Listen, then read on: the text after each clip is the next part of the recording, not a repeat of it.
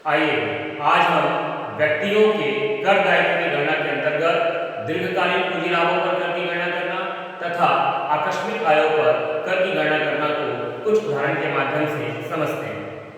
ये प्रश्न मैंने लिया है श्री गणेश की 31 मार्च 2019 को समाप्त होने वाले वर्ष की निम्न आय है। Mister Ganesh has the following income for the previous year ended 31 मार्च 2019।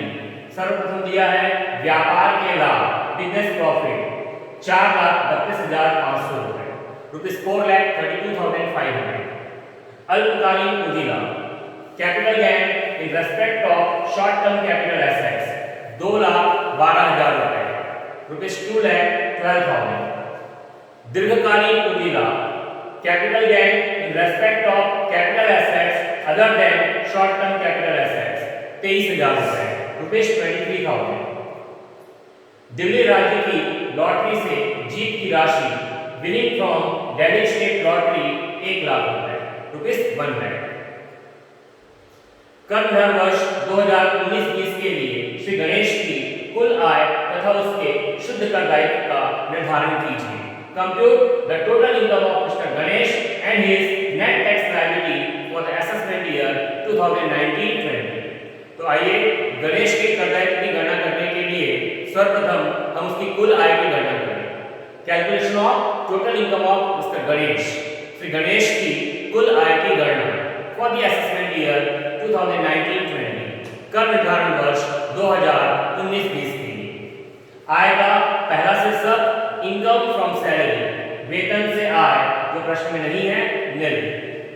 आय का दूसरा शीर्षक मकान संपत्ति से आय, इनकम फ्रॉम हाउस प्रॉपर्टी, ये भी हमारे प्रश्न में नहीं है, निल।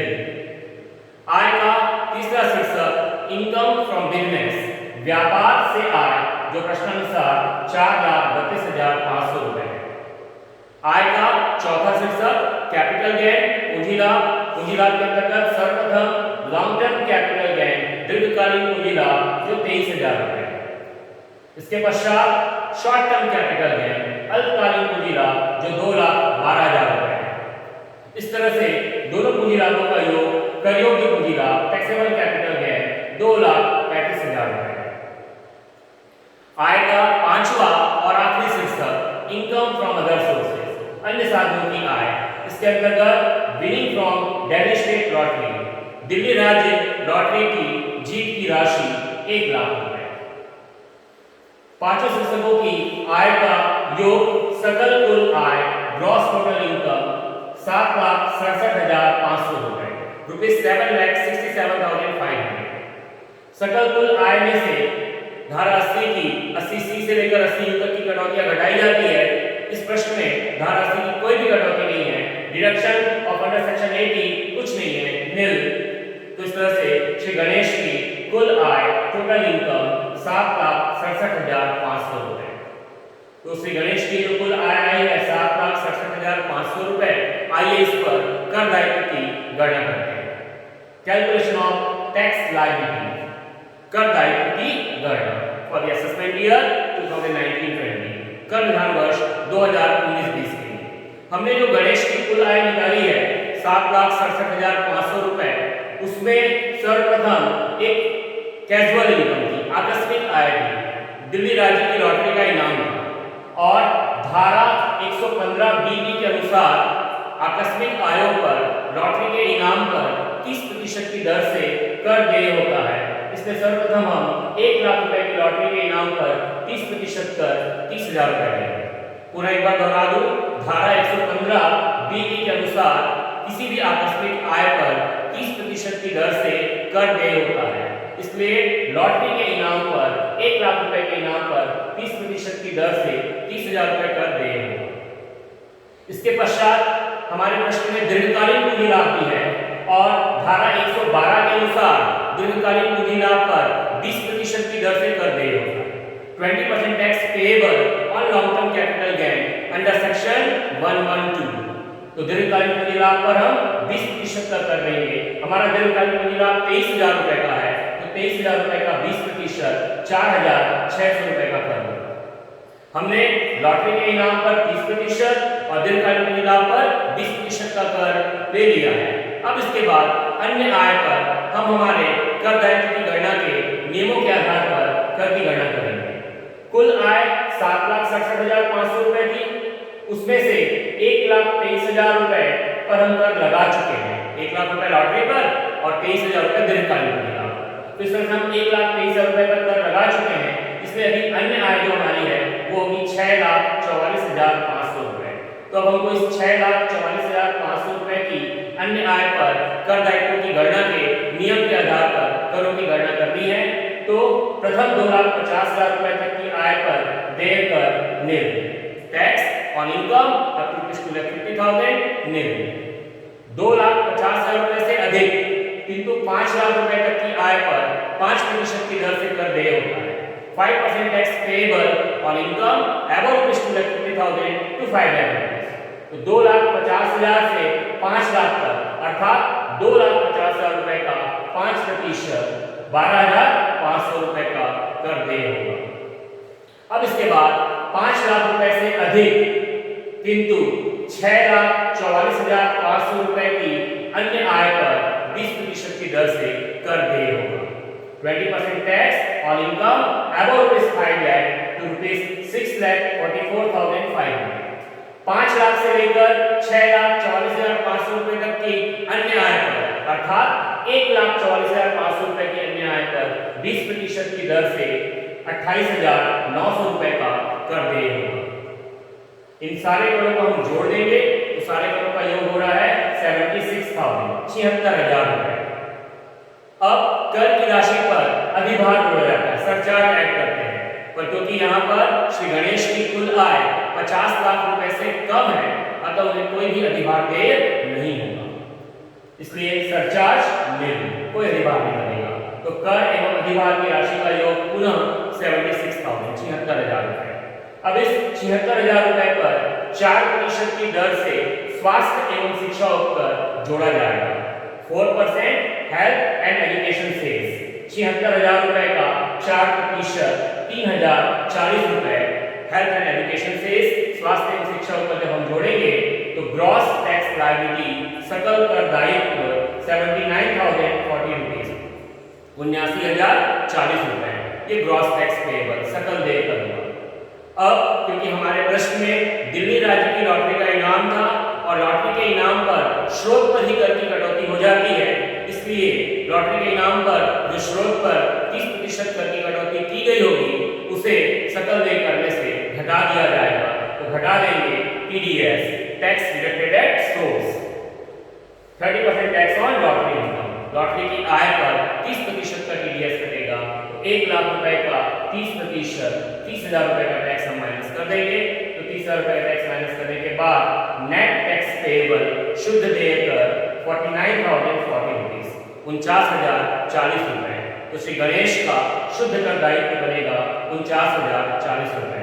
इस प्रश्न में जो ध्यान रखने की बात है, आकस्मिक आयों पर धारा 115 DB के अनुसार 30% का कर लगता है, दीर्घकालीन पूंजी लाभों पर 20% का कर लगता है तथा हमारी अन्य आय पर कर दायित्व की गणना के नियमों के आधार पर हम कर की गणना करते हैं। आइए एक और प्रश्न के माध्यम से हम इसको समझने का प्रयास करते हैं। ये एक प्रश्न और लिया है मैंने। 31 मार्च 2019 को समाप्त होने वाले वर्ष में निशक्त श्रीमती सविता, जो भारत की निवासी हैं और उनकी आयु 40 वर्ष है, की सकल कुल आय निम्न प्रकार थी। The gross total income of disabled Srimati Savita, aged 40 years, who is an Indian resident, consists the following for the year ended 31st March 2019. सबसे पहला दिया है मकान संपत्ति से आय, इनकम फ्रॉम हाउस प्रॉपर्टी ₹63,000, 63,000 रुपए। व्यापार से आय, इनकम फ्रॉम बिजनेस ₹8,62,000, 8,62,000 रुपए। व्यक्तियों के समुदाय से लाभ का 1/4 भाग जिस पर अधिकतम सीमांत दर से कर लग चुका है, 1/4 share from AOP which has been taxed at maximum marginal rate, 20,000 रुपए, ₹20,000। फर्म से लाभ का 1/3 भाग, 1/3 share in profit from A firm, ₹34,000, 34,000 रुपए। बचत बैंक खाते पर ब्याज 15,000 रुपए। Interest on saving bank account ₹15,000 और लॉटरी से जीत 1 लाख रुपए, लॉटरी विनिंग ₹1 लाख। इस तरह से इनकी सकल कुल आय ग्रॉस टोटल इनकम प्रश्न के हिसाब से 10,94,000 रुपए, ₹10,94,000। कर निर्धारण वर्ष 2019-20 के लिए इनकी कुल आय और कर दायित्व ज्ञात कीजिए। Compute the total income and tax liability for the assessment year 2019-20। तो उनके कर दायित्व की गणना करने के लिए आइए सर्वप्रथम हम उनकी कुल आय की गणना करें। Calculation of total income of Shrimati Savita की कुल आय की गणना फॉर द असेसमेंट ईयर 2019-20 कर निर्धारण वर्ष 2019-20 के लिए। आय का पहला शीर्षक इनकम फ्रॉम सैलरी, वेतन से आय, जो प्रश्न में नहीं है, नील। आय का दूसरा शीर्षक इनकम फ्रॉम हाउस प्रॉपर्टी, मकान संपत्ति से आय ₹63,000, 63,000 रुपए। आय का तीसरा शीर्षक इनकम फ्रॉम बिजनेस, व्यापार से आय, जिसमें कुल 3 बातें हमारे प्रश्न में दी गई है। बिजनेस इनकम, व्यापार के लाभ 8,62,000 रुपए। Share from profit from AOP, व्यक्तियों के संघ से लाभ में हिस्सा। व्यक्तियों के संघ से लाभ में हमें जो हिस्सा प्राप्त होता है वो हिस्सा हमारे लिए कर मुक्त होता है, क्योंकि उस पर व्यक्तियों के संघ के द्वारा कर चुकाया जाता है, इसलिए यह एग्जेम्प्ट रहेगा, कर मुक्त रहेगा। इसी तरह से share in income of firm, firm की आय में हिस्सा, फर्म की आय पर फर्म के द्वारा कर चुकाया जाता है। फर्म की आय में किसी व्यक्ति को जो हिस्सा प्राप्त होता है उस व्यक्ति के लिए वो कर मुक्त होता है, क्योंकि इसमें फर्म के द्वारा आय कर चुकाया जाता है। इसलिए share in income of a firm की आय में हिस्सा ये भी एग्जेम्प्ट होगा, कर मुक्त होगा। तो व्यापार की इकाइयों की आय हुई 8,62,000। आय का चौथा शीर्षक कैपिटल गेन, पूंजी लाभ, जिसका कोई भी पॉइंट हमारे प्रश्न में नहीं है, इसलिए नील। आय का पांचवा और आखिरी शीर्षक इनकम फ्रॉम अदर सोर्सेज, अन्य साधनों से आय, जिसके अंतर्गत हमारे प्रश्न में 2 बातें दी गई है। Interest on saving bank account, बचत बैंक खाते पर ब्याज 15,000 रुपए, और विनिंग फ्रॉम लॉटरी, लॉटरी का इनाम 1 लाख रुपए। इस तरह से दोनों मिलाकर अन्य साधनों की आय कर योग्य होगी 1,15,000।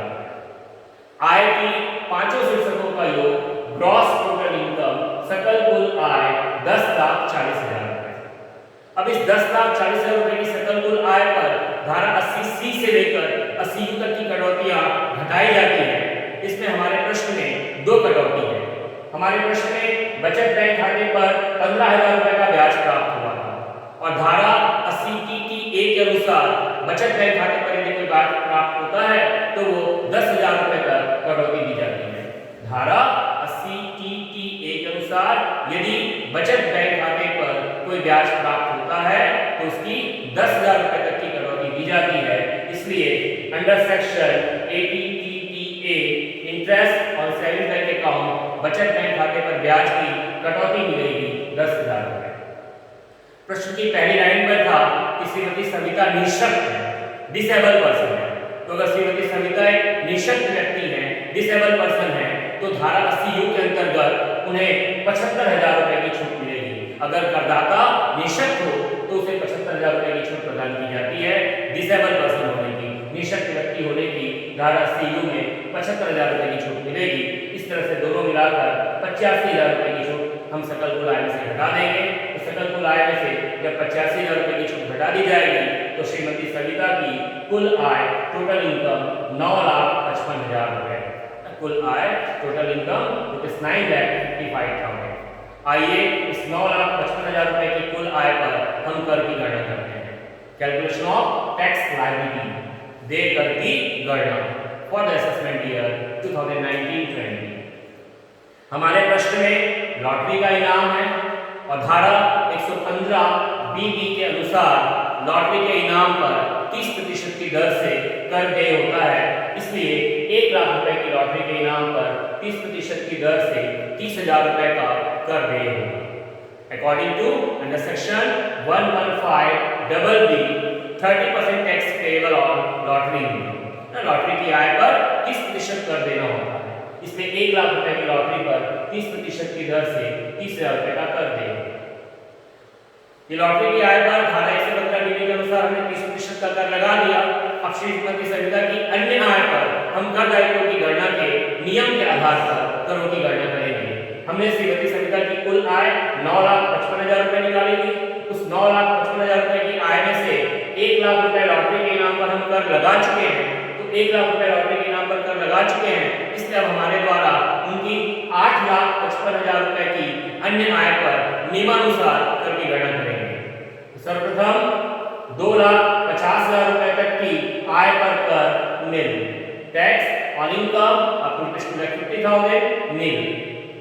2,50,000 रुपए से अधिक किंतु 5 लाख रुपए तक की आय पर 5% की दर से कर देय होगा।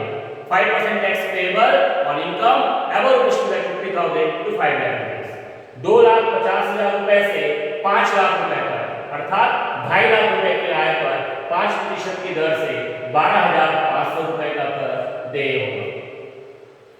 इसके बाद 5 लाख रुपए से अधिक और उनकी 8,55,000 रुपए तक की अन्य आय पर 20% की दर से कर देय होगा।